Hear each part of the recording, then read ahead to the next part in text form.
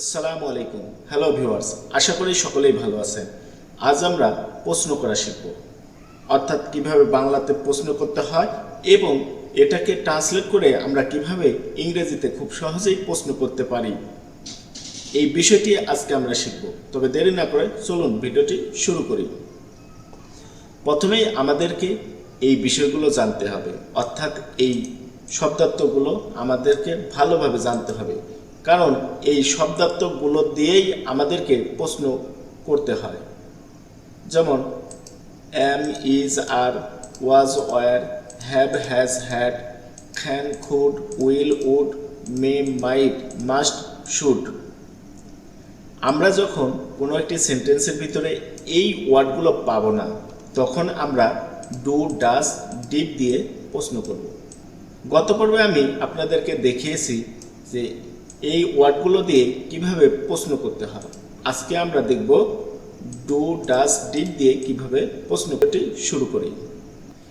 আমি আপনাদের সুবিধার্থে এখানে 3টি সেন্টেন্স লিখে রেখেছি। প্রথমটি হচ্ছে, আমি মুবাশির স্যারের কাছে ইংরেজি শিখি। দ্বিতীয় সেন্টেন্সটি হচ্ছে, সুমন আমার সাথে ইংরেজিতে কথা বলে। তৃতীয় সেন্টেন্সটি হচ্ছে, আমি ইংরেজি শিখেছিলাম।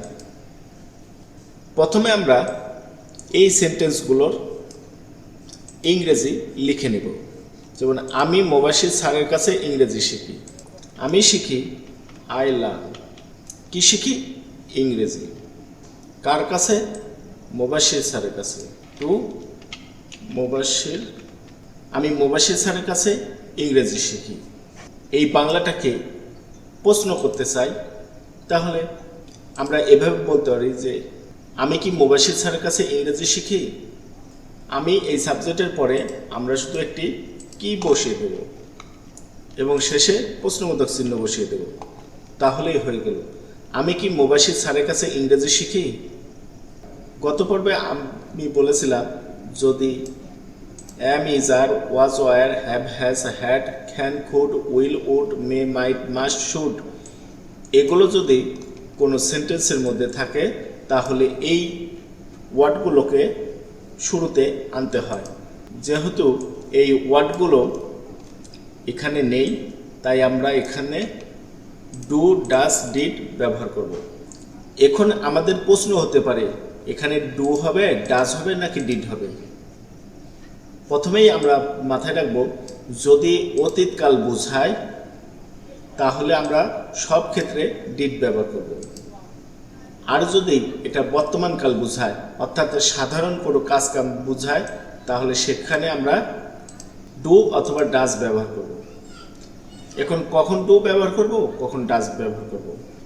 যখন আমি তুমি বাদে একজনকে বোঝাবে, তখন আমরা ডাজ ব্যবহার করব।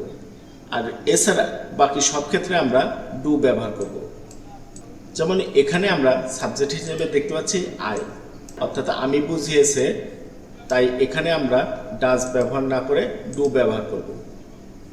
তাহলে এখানে ডুটি সামনে চলে আসবে।